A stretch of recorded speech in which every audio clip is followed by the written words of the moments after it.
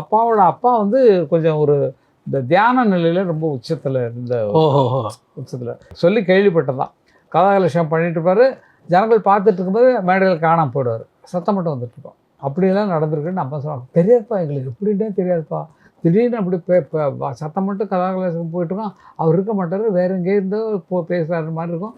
அங்கே இருக்க மாட்டார். மறுபடியும் கொஞ்சம் நேரம் கழித்து பார்த்தா மறுபடியும் பார்த்தீங்களா அப்படின்ட்டு சொல்லுவார். அப்படிப்பட்ட சக்தி உள்ளவர் அப்படின்னு சொல்லுவாங்க.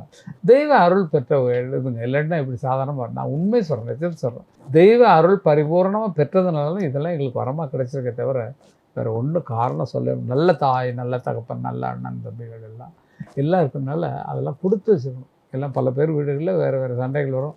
அண்ணங்காரன் அப்படி போயிடுவான், இப்படி போயிடுவான். அது மாதிரிலாம் இல்லை. கலை கலை கலை கலை இன்னைக்கு வரைக்கும் என் பிள்ளைகளாக இருக்கட்டும், எங்கள் அண்ணன் பாஸ்கரன் பிள்ளைங்களாக இருக்கட்டும், எங்கள் பாகர் அண்ணன் பிள்ளைங்களாக இருக்கட்டும், எல்லாமே மியூசிக்லேயே வளர்ந்தவங்க தான். பேரம்பேத்திங்க எனக்கு பேரம்பேத்தி இருக்குது, அதுவும் மியூசிக்கில் தான் வளர்ந்துட்டுருக்கு.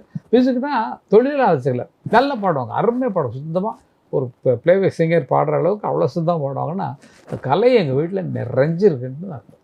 அதுதான் சொல்லணும். வேறு ஒன்று சொல்லணும்.